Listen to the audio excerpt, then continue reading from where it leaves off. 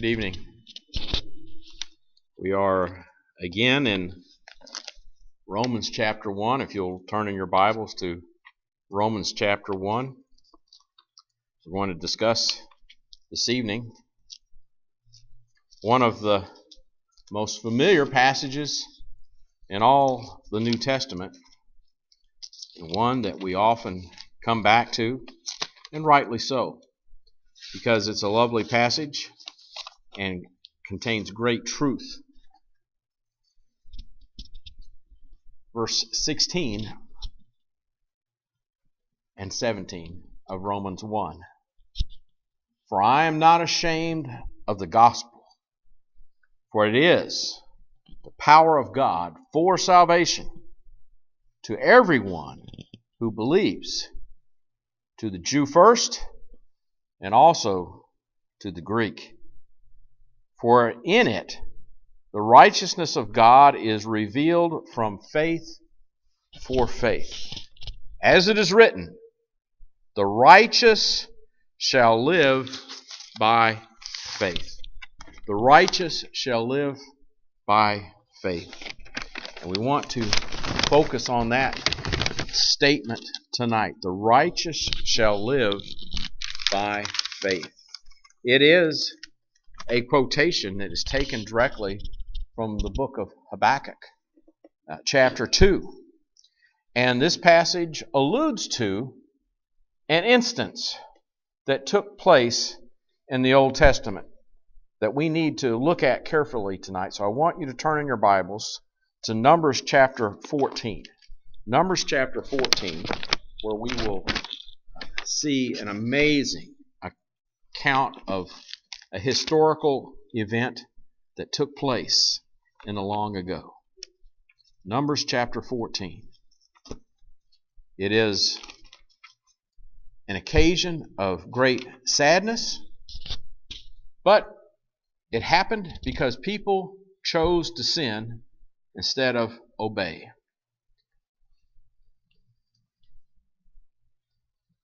The people have just received word from the 12 spies. 10 of the spies that went into the land of Canaan came back and brought a bad report. And they said, there's no way that we can take this land. There's giants in the land, and we are but grasshoppers in their sight. But 2 of the spies, Joshua and Caleb, brought back a good report. Essentially, they said, it doesn't matter who they are, how big they are, or what they have, or who they think they are. God is on our side. We can take them. But the people sinned in that they did not believe God. And chapter 14 is an account of a terrible rebellion. Beginning with verse 1. Then all the congregation raised a loud cry, and the people wept that night. And all the people of Israel grumbled against Moses and Aaron.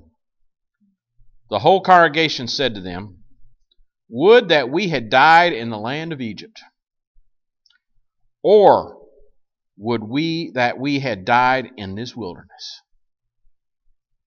Why is this Lord bringing us into this land to fall by the sword? Our wives and our little ones will become a prey. Would it not be better for us to go back to Egypt? And they said to one another, let us choose a leader and go back to Egypt. Then Moses and Aaron fell on their faces before all the assembly of the congregation of the people of Israel. And Joshua the son of Nun and Caleb the son of Jephunneh, who were among those who had spied out the land, tore their clothes and said to all the congregation of the people of Israel, the land which we have passed through to spy it out is an exceedingly good land. If the Lord delights in us, He will bring us into this land and give it to us, a land that flows with milk and honey. Only do not rebel against the Lord, and do not fear the people of the land, for they are bread for us.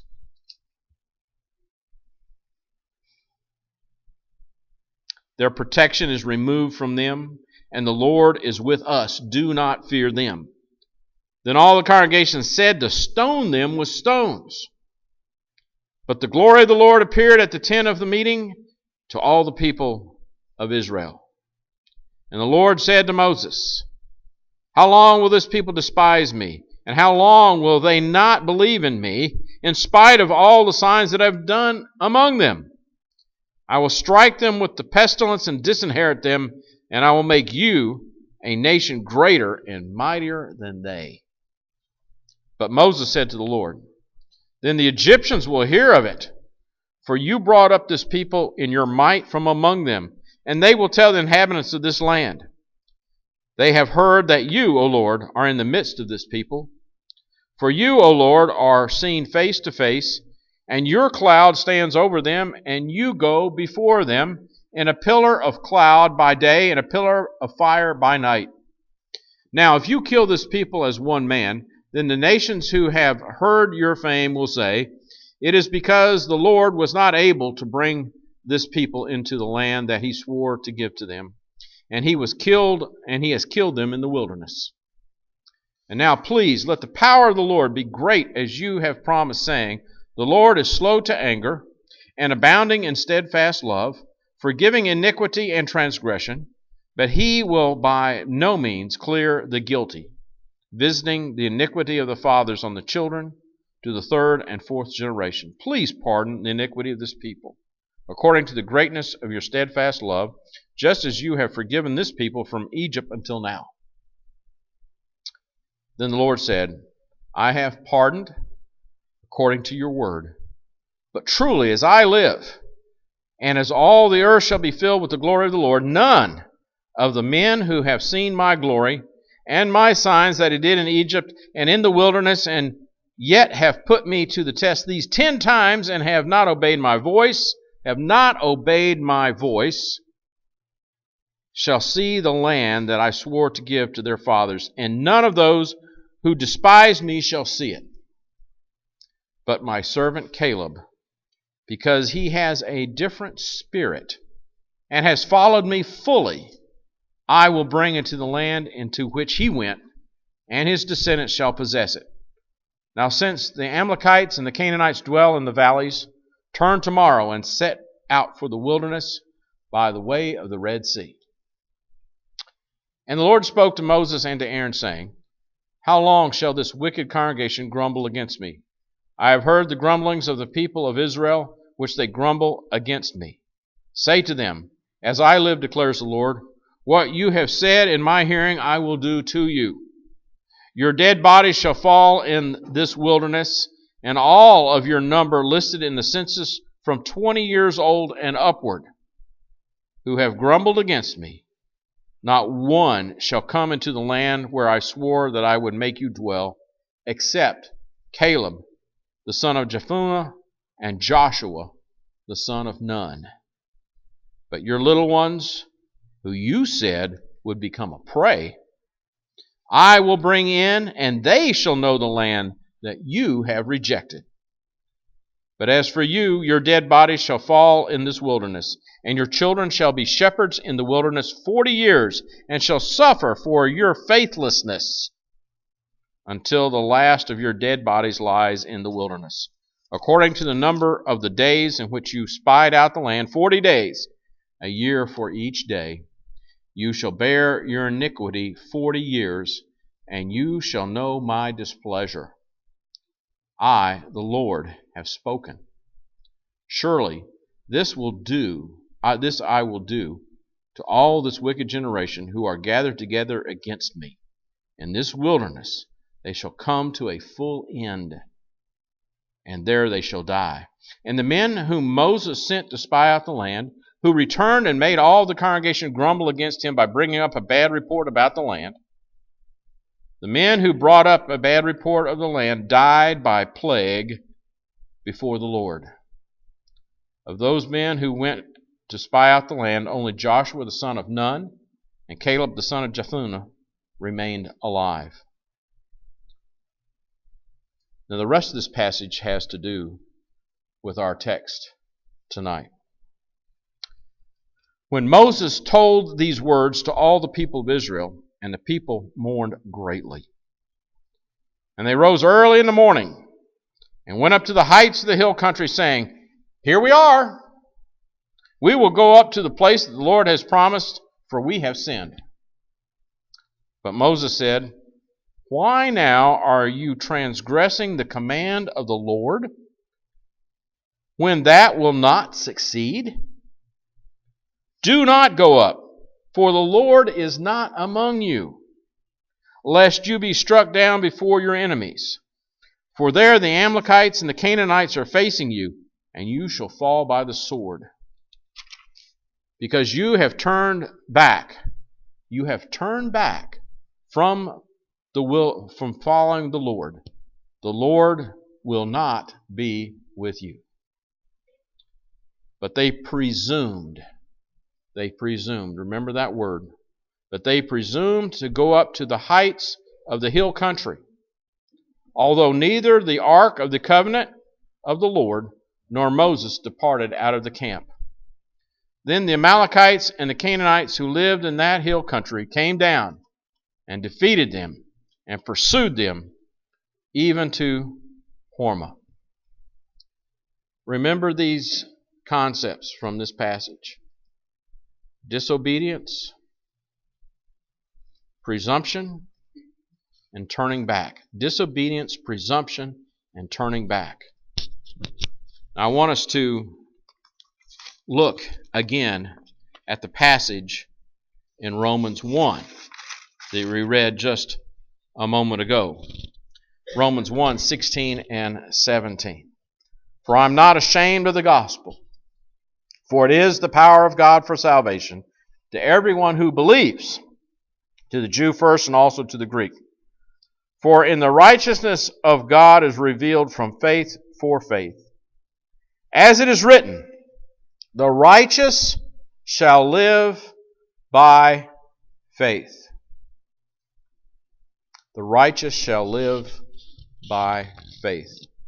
And this is a direct quotation, as we mentioned, from Habakkuk chapter 2. So you'll take 30 minutes and find Habakkuk.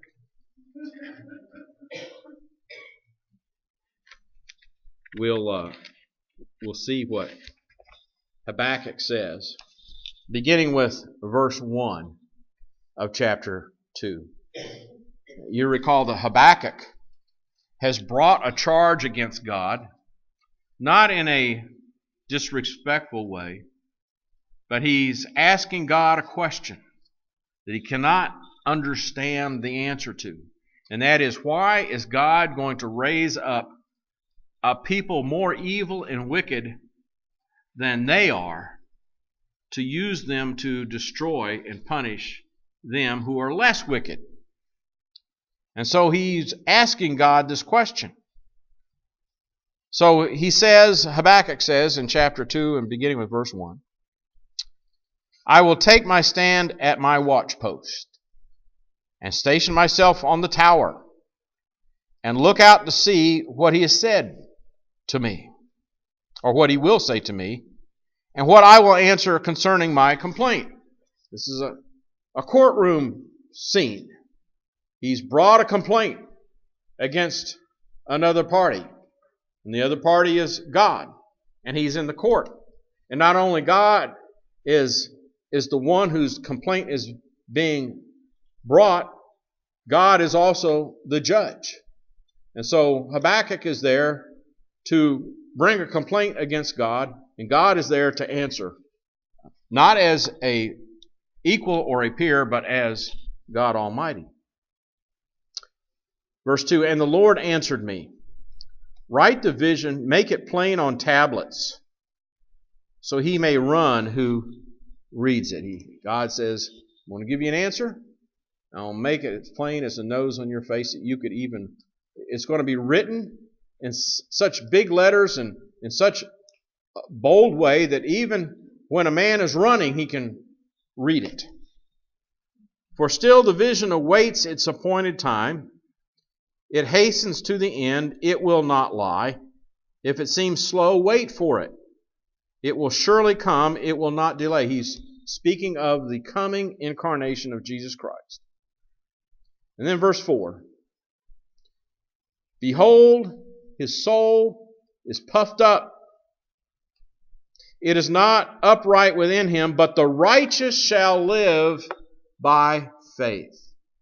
This is where Paul quotes the Old Testament in Romans 1:17. The righteous shall live by faith. Now, what is this verse 4 all about in Habakkuk 2?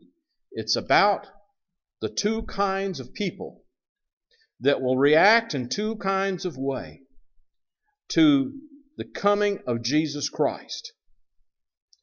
One group of people will live by faith, and the other group will be presumptuous. The same word that's described in Numbers 14, talking about the presumptuousness of those people in the wilderness, is now used in Habakkuk to illustrate how people are going to react to Jesus Christ. You see, there's only two kinds of people in the world, and there's very few of one group and very many of another group. Those who presume to fight their own battles. Those who presume to make their own way. Those who presume to protect themselves. Those who presume to make their own way in the world. Those who presumed to set themselves up as their own standard. That's one group. The other group are those who live by faith. And those are the only two ways that we can live our lives. We can live our lives by faith, or we can live our lives by presumption. We can either surrender our will to God, or we will presumptuously retain our own will, fight our own battles, make our own way, and write our own script. But as you see in Numbers 14, presumption ends in death. Because as the prophet says, it's not within man to direct his own steps. We do not have the ability to protect ourselves. We do not have the ability to maintain ourselves. We do not have the ability to make ourselves progress in the world.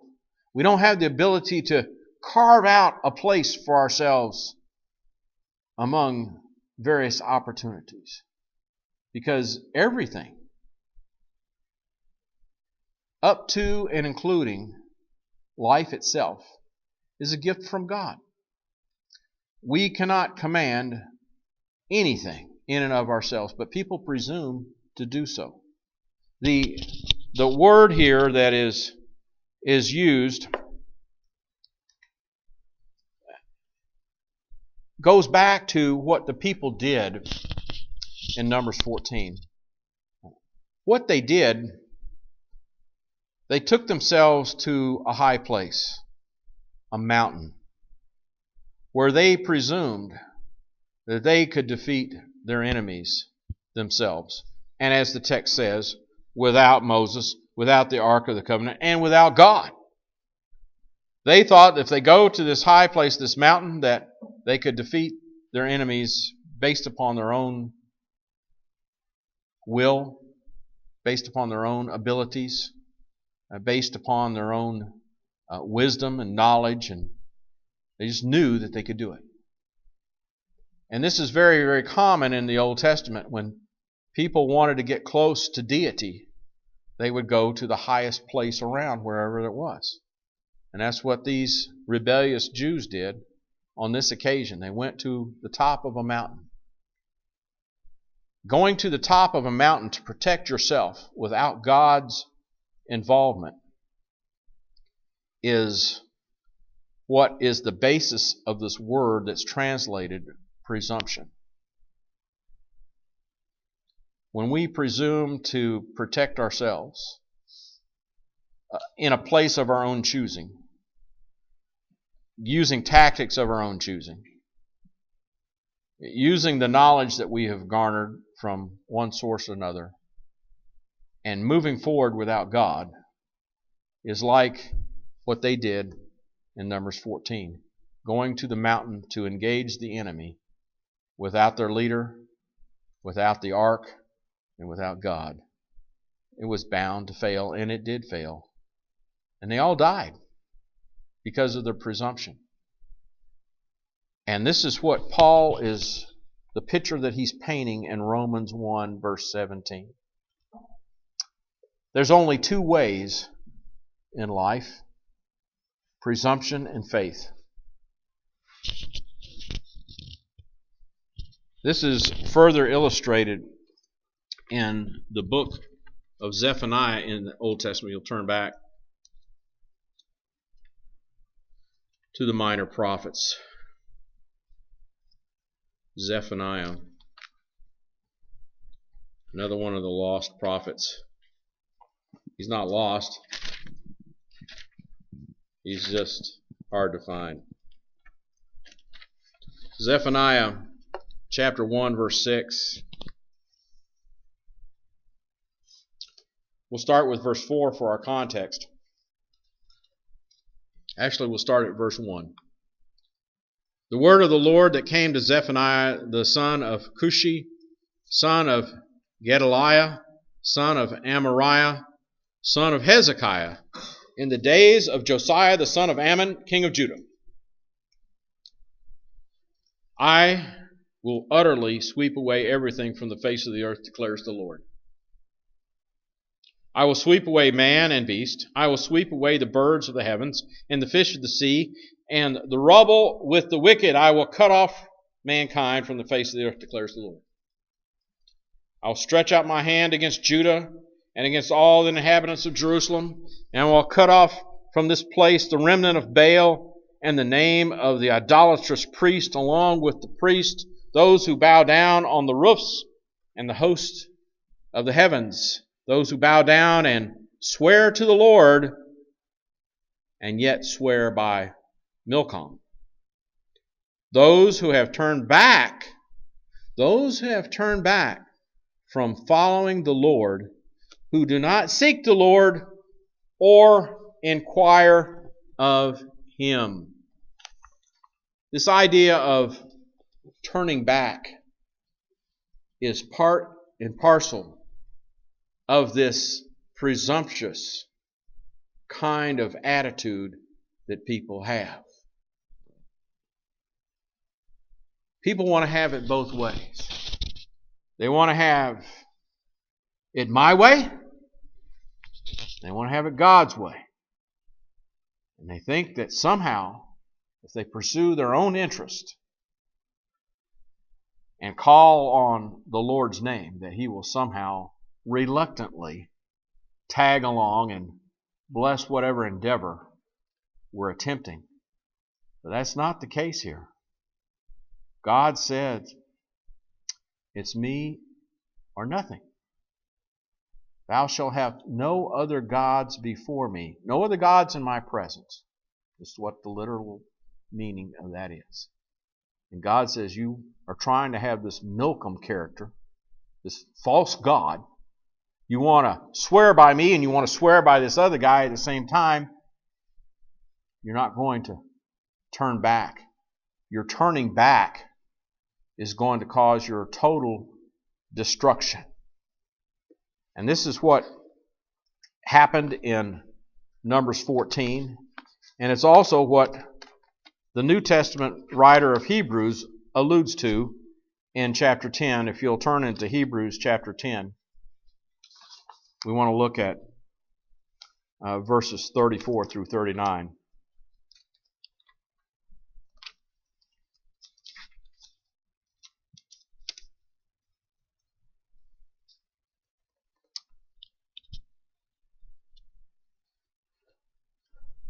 The writer says to the Hebrew congregation, "For you had compassion on those in prison and you joyfully accepted the plundering of your property, since you knew that you yourselves had a better possession and an abiding one. Therefore, do not throw away your confidence, which has a great reward. For you have need of endurance, so that when you have done the will of God, you may receive what is promised. For yet a little while, and the coming one will come and not delay.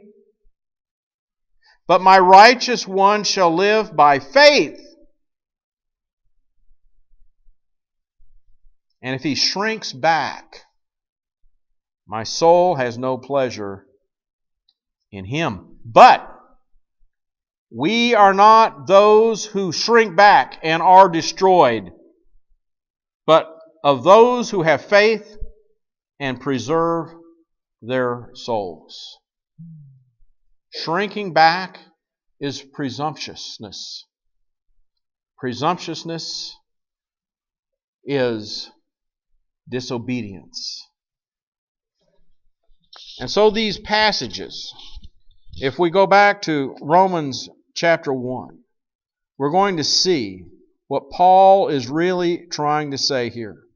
And as we've said in previous lessons, the theme of Romans is given to the Roman Church of Christ in verse 5.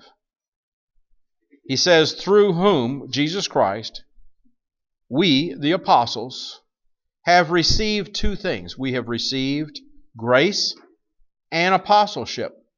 For what purpose, Paul? To what theme have you received grace and apostleship and are writing to us about it? You've received grace and apostleship specifically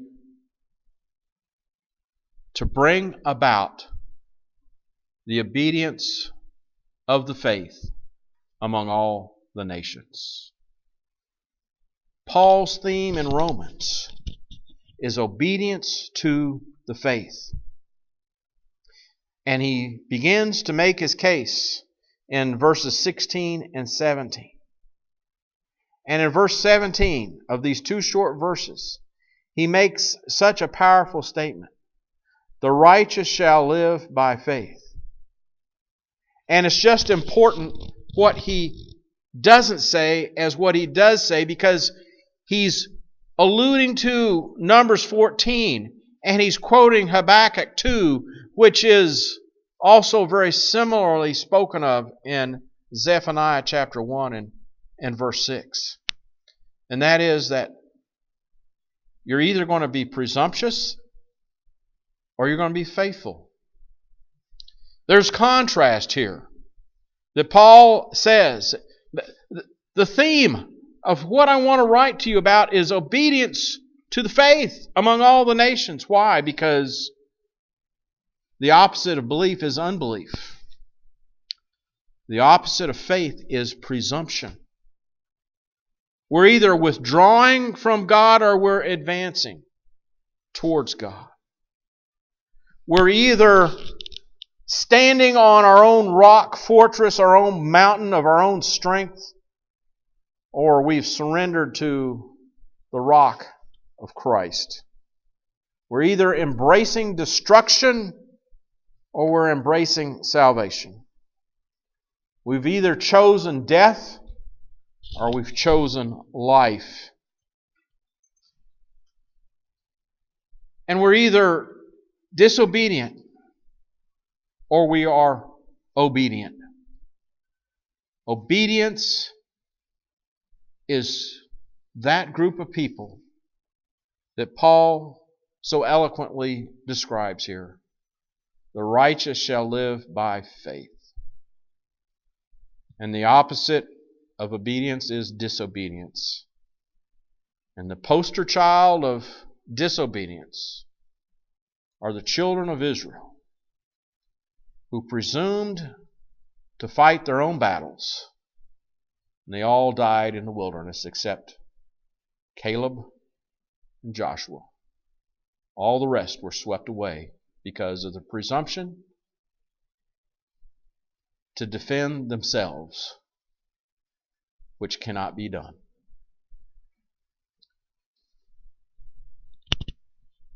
The book of Romans talks a great deal about belief, talks a lot about faith.